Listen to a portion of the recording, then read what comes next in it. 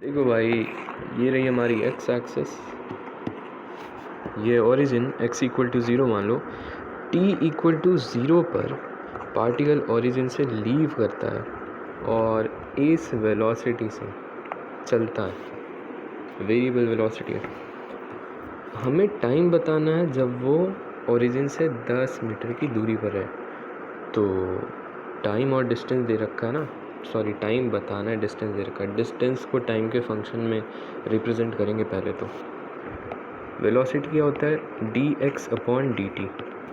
ds upon dt भी कह सकते हैं क्योंकि चेंज इन डिस्प्लेसमेंट और चेंज इन पोजीशन सेम चीज़ है, भले पोजीशन और डिस्प्लेसमेंट अलग अलग वेक्टर्स हैं।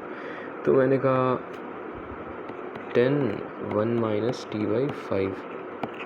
यहाँ से x, अब देखो कैसे इंटीग्रेट करते हैं।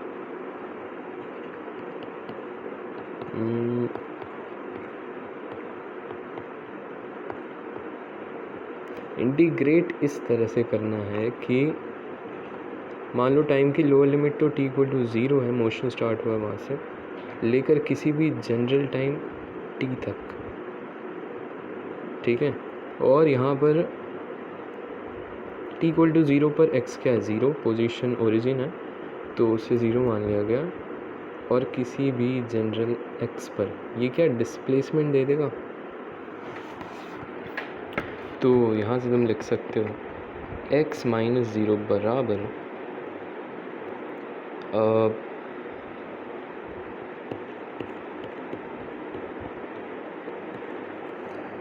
और तुम्हें करना है यहाँ पे इंटीग्रेट। तो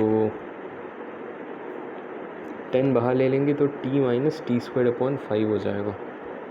10 बाहर ले लिया तो t minus T square upon 5 हो गया। और लिमिट्स डालेंगे 0 टू t। तो एक बार t रखो, फिर माइनस करो, 0 रखो t को, तो 0 वाला तो कट ही जाएगा। तो ये आ गया फंक्शन।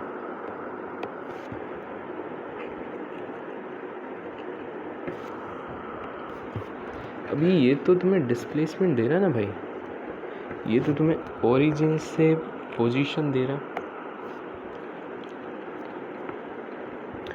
मतलब पार्टिकल की ओरिजिन से क्या पोजीशन होगी वो फंक्शन दे रहा है, क्योंकि ये वेलोसिटी था, ठीक है, ये वेलोसिटी था।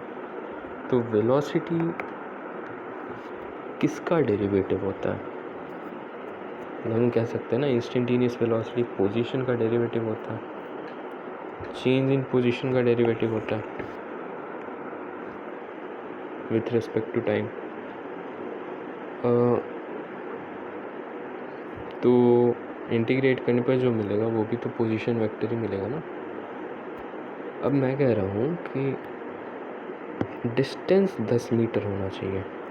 एक बात बताओ, इसका जब तुम एक्सेलरेशन निकालोगे तो नेगेटिव आएगा, यानी कि पार्टिकल इधर जा रहा है, एक्सेलरेशन है नेगेटिव पीछे की तरफ।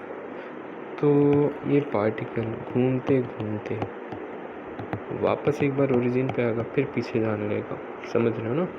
यहाँ पर स्पीड 0 हो जाएगी और फिर ये पीछे जाने लगेगा। तो एक बात तो ये 10 मीटर यहाँ पे है ओरिजिन से, एक बार ये यहाँ पर आएगा पीछे घूमते घूमते, तब भी तो ओरिजिन से 10 मीटर डिस्टेंस है ना। एक बार ये यहाँ पर चला जाएगा पीछे ही घूमते घूमते, तब भी तो ओरिजिन से 10 मीटर डिस्टेंस आएगा। ये 3 बार ही आएगा और कभी नहीं आएगा, क्योंकि इसके बाद तो ये चला गया इधर, कभी वापस नहीं आएगा। तो सबसे पहले तो हम एक बार देखो, अब x बराबर 10t minus T square upon 5 है।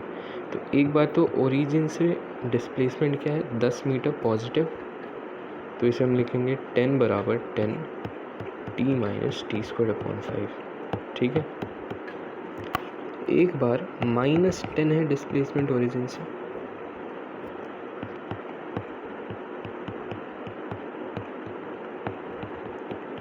अब देखो पहली इक्वेशन को सॉल्व करेंगे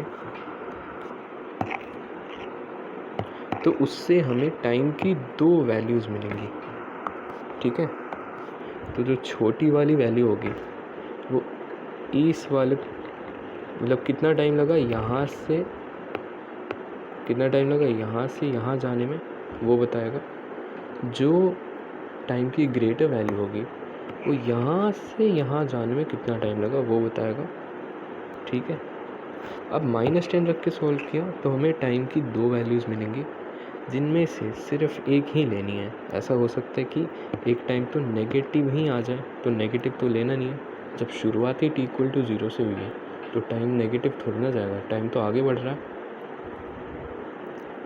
तो अब ठीक है, सॉल्व करके देख लेते हैं। तो देखो, इस इक्वेशन को सॉल्व करने के बाद हमें टाइम की 2 वैल्यूज़ मिल गई। पहला है 5 -√5/2।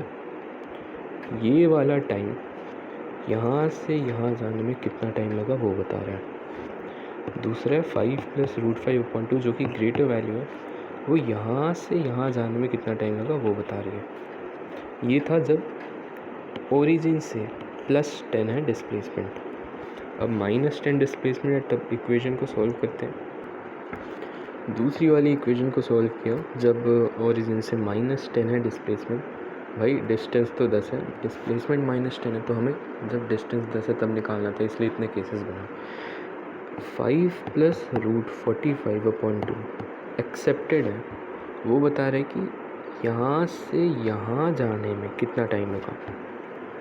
5 - √45/2 तो नेगेटिव हो गया ना, क्योंकि √25 ही 5 होता है, तो √45 5 से बड़ा है, तो 5 - √45 नेगेटिव है।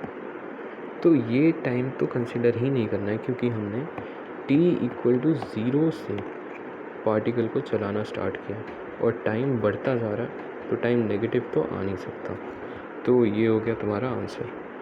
इसमें नेगेटिव वाला केस कंसिडर ही नहीं करना टाइम का।